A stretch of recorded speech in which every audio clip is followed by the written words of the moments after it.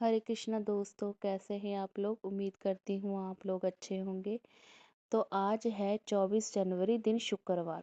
शुक्रवार का दिन हमारे हिंदू धर्म में बड़ा ही महत्वपूर्ण होता है, क्योंकि इस दिन हम संतोषी माँ की पूजा करते हैं। शुक्रवार के दिन माँ संतोषी का व्रत पूजन किया जाता है। इस पूजा के दौरान माता की आरती, पूजन तथा अंत में माता की कथा सुनी जाती है। आइए जाने शुक्रवार के दिन की जाने वाली संतोषी माता की व्रत कथा। तो कथा है इस प्रकार। एक बुढ़िया थी, उसके 7 बेटे थे। 6 कमाने वाले थे, जबकि एक निकम्मा था। बुढ़िया 6 बेटों की रसोई बनाती, भोजन कराती और उनसे जो कुछ जूठन बचती वह 7वें को दे देती। एक दिन वह पत्नी से बोला, देखो मेरी माँ को मुझ पर कितना प्रेम है। वह बोली, क्यों नहीं, सबका जूठा जो तुमको खिलाती है। वह बोला, ऐसा नहीं हो सकता, मैं जब तक आंखों से न देख लूं मान नहीं सकता। बहू हंसकर बोली, देख लोगे तब तो मानोगे। कुछ दिन बाद त्योहार आया। घर में 7 प्रकार के भोजन और चूरमे के लड्डू बने। वह जांचने को सिर दुखने का बहाना कर पतला वस्त्र सिर पर ओढ़े रसोई घर में सो गया। वह कपड़े में से सब देखता रहा। 6 भाई भोजन करने आए। उसने देखा माँ ने उनके लिए सुंदर आसन बिछा नाना प्रकार की रसोई परोसी और आग्रह करके उन्हें जमाया। वह देखता रहा। 6 भोजन करके उठे तब माँ ने उनकी जूठी थालियों में से लड्डू के टुकड़े उठाकर एक लड्डू बनाए। जूठन साफ कर बुढ़िया माँ ने उसे पुकारा, बेटा 6 भाई भोजन कर गए, अब तू ही बाकी है, उठ, तू कब खाएगा। वह कहने लगा, माँ मुझे भोजन नहीं करना, अब मैं परदेश जा रहा हूँ। माँ ने कहा, कल जाता हो तो आज चला जा। वह बोला, हाँ आज ही जा रहा हूँ। ये कहकर वह घर से निकल गया। 7वें बेटे का परदेश जाना, चलते समय पत्नी की याद आ गई। वह गौशाला में कंडे थाप रही थी। वह जाकर बोला, हम जावे परदेस आवेंगे कुछ काल, तुम रहियो संतोष में धर्म अपनो पाल। वह बोली, जाओ पिया आनंद से हमारो सोच हटाए, राम भरोसे हम रहे ईश्वर तुम्हें सहाय। दो निशानी आपन देख धरु मैं धीर, सुध मत हमारी बरसियो रखियो मन गंभीर। वह बोला, मेरे पास तो कुछ नहीं है, ये अंगूठी है सो लो, और अपनी कुछ निशानी मुझे दो।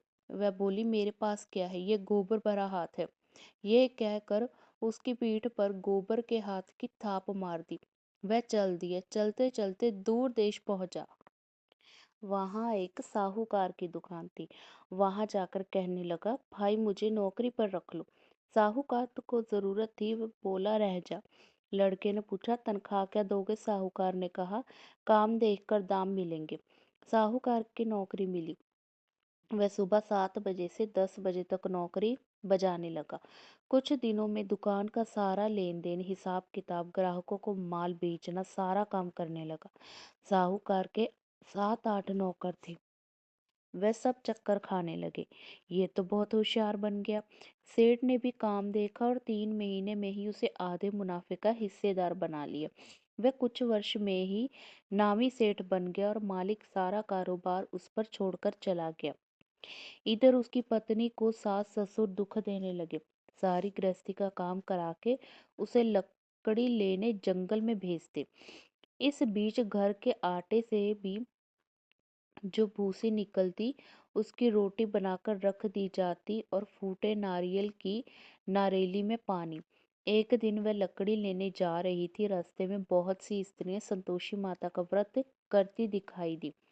वह वहां खड़ी होकर कथा सुनने लगी और पूछा, बहनों तुम किस देवता का व्रत करती हो और उसके करने से क्या फल मिलता है? यदि तुम इस व्रत का विधान मुझे समझाकर कहोगे तो मैं तुम्हारा बड़ा एहसान मानूंगी। तब उनमें से एक स्त्री बोली, सुनो, ये संतोषी माता का व्रत है। इसके करने से निर्धनता दरिद्रता का नाश होता है और जो कुछ मन में कामना हो सब संतोषी माता की कृपा से पूरी होती है। तब उसने उस व्रत की विधि पूछी। वह भक्ति स्त्री बोली, 1.25 आने का गुड़ चना लेना, इच्छा हो तो 5.25 आने का लेना, या 1.25 रुपए का भी सहूलियत के अनुसार लाना। बिना परेशानी और श्रद्धा व प्रेम से जितना भी बन पड़े सवाई लेना।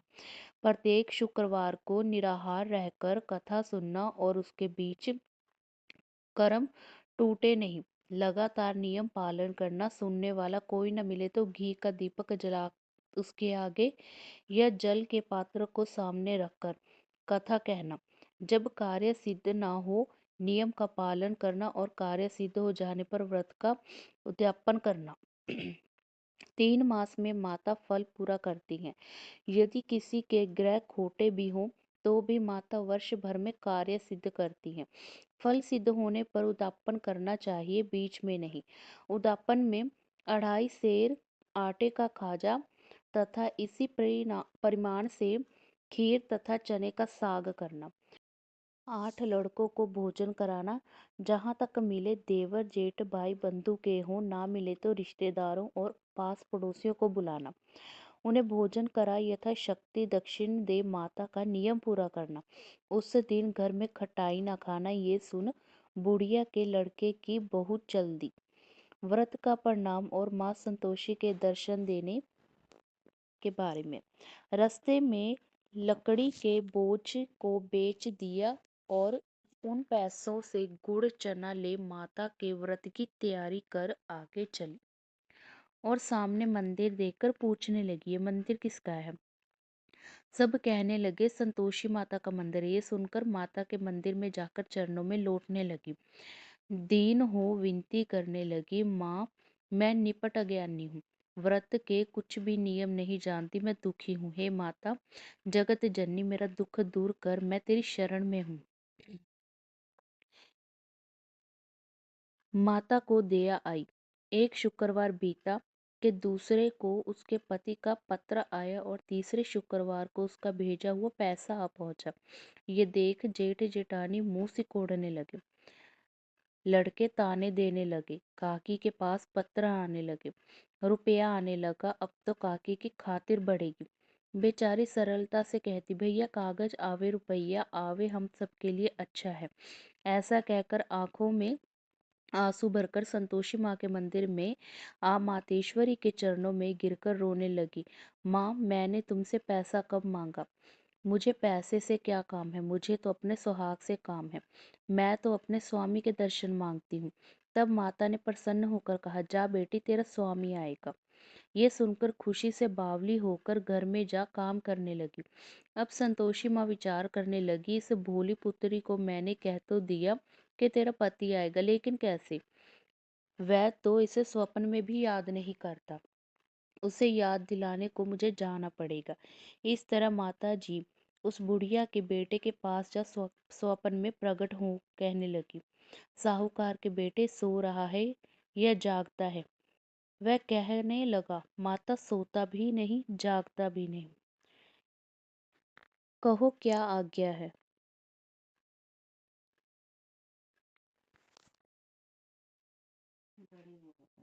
बहुत ज्यादा।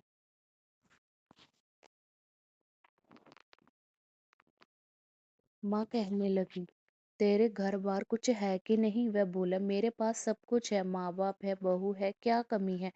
माँ बोली, बोले पुत्र तेरी बहू घोर कष्ट उठा रही है, तेरे माँ बाप उसे परेशानी दे रहे हैं, वह तेरे लिए तरस रही है, तो उसकी सुध ले। वह बोला, हाँ माता जी ये तो मालूम है, परंतु जाऊं तो कैसे? परदेश की बात है, लेन देन का कोई हिसाब नहीं, कोई जाने का रास्ता नहीं आता, कैसे चला जाऊं? माँ कहने लगी, मेरी बात मान, सवेरे नहा धोकर संतोषी माता का नाम ले, घी का दीपक जला, दंडवत कर दुकान पर जा बैठ। देखते देखते सारा लेन देन चुक जाएगा, जमा माल बिक जाएगा, सांझ होते होते धन का भारी ढेर लग जाएगा। अब बूढ़ी की बात मानकर वह नहा धोकर संतोषी माँ को दंडवत घी का दीपक जला दुकान पर जा बैठा। थोड़ी देर में देने वाला रुपया लाने वाले हिसाब लेने लगे। कोठे में भरे सामान के खरीदार नगद दाम दे सौदा करने लगे। शाम तक धन का भारी ढेर लग गया। मन में माता का नाम ले चमत्कार देख प्रसन्न हो घर के लिए जाने का रास्ता पकड़ लिया और सामान खरीद लिया। यहाँ काम से निपट तुरंत घर को रवाना हुआ। उधर उसकी पत्नी जंगल में लकड़ी लेने जाती है। लौटते वक्त माता जी के मंदिर में विश्राम करती है। वह तो उसके प्रतिदिन रुकने का जो स्थान ठहरा, धूल उड़ती देख वह माता से पूछती, हे माता ये धूल कैसे उड़ रही है? माता कहती, हे पुत्री तेरा पति आ रहा है। अब तू ऐसा कर, लकड़ियों के 3 बोझ बना ले। एक नदी के किनारे रख और दूसरा मेरे मंदिर पर व तीसरा अपने सिर पर। तेरे पति को लकड़ियों का गट्ठर देख मोह पैदा होगा। वह यहाँ रुकेगा, नाश्ता पानी खाकर माँ से मिलने जाएगा। अब तो लकड़ियों का बोझ उठाकर जाना और चौक में गट्ठर डालकर जोर से आवाज लगाना, लो सासू जी लकड़ियों का गट्ठर लो, भूसी की रोटी दो, नारियल के खोपड़े में पानी दो, आज मेहमान कौन आया है। माता जी से बहुत अच्छा कहकर वह प्रसन्न मन से लकड़ियों की 3 गट्ठर बनाई, एक नदी के किनारे पर और एक माता जी के मंदिर पर रखा। इतने में मुसाफिर आ पहुंचा। सूखी लकड़ी देख उसकी इच्छा उत्पन्न हुई कि हम यहीं पर विश्राम करें और भोजन बनाकर खा पीकर गांव जाएं। इसी तरह रुककर भोजन बना विश्राम करके गांव को गया। सबसे प्रेम से मिला। उसी समय सिर पर लकड़ी का गट्ठर लिए वह उतावली सी आती है। लकड़ियों का भारी बोझ आंगन में डालकर जोर से 3 आवाज देती है, लो सासू जी लकड़ियों का गट्ठर लो, भूसी की रोटी दो, आज मेहमान कौन आया है। ये सुनकर उसकी सास बाहर आकर अपने दिए हुए कष्टों को भुलाने हेतु कहती है, बहू ऐसा क्यों कहती है, तेरा मालिक ही तो आया है, आ बैठ मीठा भात खा, भोजन कर, कपड़े गहने पहन। उसकी आवाज सुन उसका पति बाहर आता है, अंगूठी देकर व्याकुल हो जाता है। माँ से पूछता है, माँ ये कौन है। माँ बोली, बेटा ये तेरी बहू है, जब से तू गया है तब से सारे गांव में भटकती फिरती है, घर का कामकाज कुछ करती नहीं, 4 पहर खाकर जाती है। वह बोला, ठीक है माँ, मैंने इसे भी देखा है और तुम्हें भी, अब दूसरे घर की ताली दो, उसमें रहूंगा। माँ बोली, ठीक है तेरी जैसी मर्जी। तब वह दूसरे मकान की तीसरी मंजिल का कमरा सारा सामान जमाया। एक दिन में राजा के महल जैसा ठाट बाट बन गया। अब क्या था, बहू सूखे भोगने लगी। इतने में शुक्रवार आए। शुक्रवार व्रत के उद्यापन में हुई भूल किया कटाई का इस्तेमाल उसने उसके पति से कहा, मुझे संतोषी माता का व्रत उद्यापन करना है। पति बोला, खुशी से कर लो। वह उद्यापन की तैयारी करने लगी। जेठानी के लड़कों को भोजन के लिए कहने लगी। उन्होंने मंजूर किया, परंतु पीछे से जेठानी ने अपने बच्चों को सिखाया, देखो भोजन के समय खटाई मांगना जिससे उसका उद्यापन पूरा ना हो। लड़के जीमने आए, खीर खाना पेट भर खाए, परंतु बाद में खाते ही कहने लगे, हमें खटाई दो, खीर खाना हमको नहीं भाता, देखकर अरुचि होती है। वह कहने लगी, भाई खटाई किसको किसी को नहीं दी जाएगी, ये संतोषी माता का प्रसाद है। लड़के उठ खड़े हो बोले, पैसा लाओ। भोली बहू कुछ जानती नहीं थी, उन्हें पैसे दे दिए। लड़के उसी समय हट करके इमली खटाई ले खाने लगे। ये देखकर बहू पर माता जी ने कोप किया। राजा के दूत उसके पति को पकड़ कर ले गए। जेठ जेठानी मन माने वचन कहने लगे, लूट लूट कर धन इकट्ठा कर लाया है, अब सब मालूम पड़ जाएगा जब जेल की मार खाएगा। बहू से ये सहन नहीं हुआ। रोती हुई माता जी के मंदिर गई, कहने लगी, हे माता तुमने क्या किया। हंसा कर अब भक्तों को रुलाने लगी। माता बोली, बेटी तूने उद्यापन करके मेरा व्रत भंग किया है। वह कहने लगी, माता मैंने कुछ अपराध किया है, मैंने तो भूल से लड़कों को पैसे दे दिए थे, मुझे क्षमा करो, मैं फिर तुम्हारा उद्यापन करूंगी। माँ बोली, अब तू भूल मत करना। वह कहती है, अब भूल नहीं होगी। अब बतलाओ वह कैसे आवेंगे। माँ बोली, जा पुत्री, तेरा पति तुझे रास्ते में आता मिलेगा। वह निकली, राह में पति आता मिला। वह पूछी, कहाँ गए थे। वह कहने लगा, इतना धन जो कमाया उसका टैक्स राजा ने मांगा था, वह भरने गया था। वह प्रसन्न हो बोली, भला हो हुआ, अब घर को चलो। कुछ दिन बाद फिर शुक्रवार आया। वह बोली, मुझे फिर माता का उद्यापन करना है। पति ने कहा, करो। बहू फिर जेठ के लड़कों को भोजन को कहने लगी। जेठानी ने एक दो बातें सुनाई और सब लड़कों को सिखाने लगी, तुम सब लोग पहले ही खटाई मांगना। लड़के भोजन से पहले कहने लगे, हमें खीर नहीं खानी, हमें हमारा जी बिगड़ता है, कुछ खटाई खाने को दो। वह बोली, खटाई किसी को नहीं मिलेगी, आना हो तो आओ। वह ब्राह्मण के लड़के लाकर भोजन कराने लगी। यथाशक्ति दक्षिणा की जगह एक एक फल उन्हें दिया। संतोषी माता प्रसन्न हुई। माता की कृपा होते हुए 9वें मास में उसके चंद्रमा के समान सुंदर पुत्र प्राप्त हुआ। पुत्र को पाकर प्रतिदिन माता जी के मंदिर को जाने लगी। माँ ने सोचा, ये रोज आती है, आज क्यों न इसके घर चलूं। ये विचार कर माता ने भयानक रूप बनाया। गुड़ चने से सना मुख, ऊपर सूंड के समान होंठ, उस पर मक्खियां भिन भिन कर रही थी। देहली पर पैर रखते ही उसकी सास चिल्लाई, देखो रे, कोई चुड़ैल डाकिन चली आ रही है, लड़के इसे भगाओ, नहीं तो किसी को खा जाएगी।